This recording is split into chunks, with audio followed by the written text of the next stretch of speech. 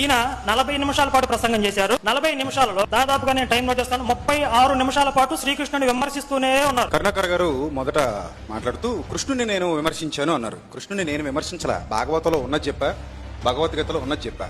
ఒకళ్ళు విమర్శిస్తే ఆ పుస్తకాలు రాసిన వాళ్ళు విమర్శించినట్టు తప్ప నేను విమర్శించినట్టు కాదు.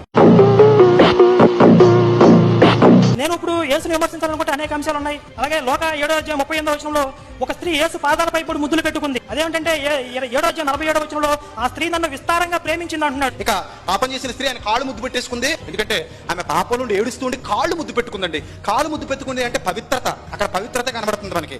అమ్మ అని పిలిచాడండి ఆమెని, కావండి అక్కడ పవిత్రత మనకు కనబడుతుంది. ఆమెను పాపాలు క్షమించాడండి. ఎక్కడ కూడా యేసుక్రీస్తు ప్రభువు వల్గర్ గా బిహేవ్ చేయలేదు. ఇక ముద్దు విషయానికి వస్తే కృష్ణుడు చిన్నప్పుడే లిప్ కిస్ పెట్టేస్తాడండి ఒక అమ్మాయికి. ఆ యశోదకి తప్పు చెప్తారండి, మీ అబ్బాయి ఇలా చేశాడు, ఇదిగో మా చిన్న పాప పెదవి కొరికిపోయాడు, మరి ఇది ఎంతవరకు కరెక్ట్ అని అంటారండి.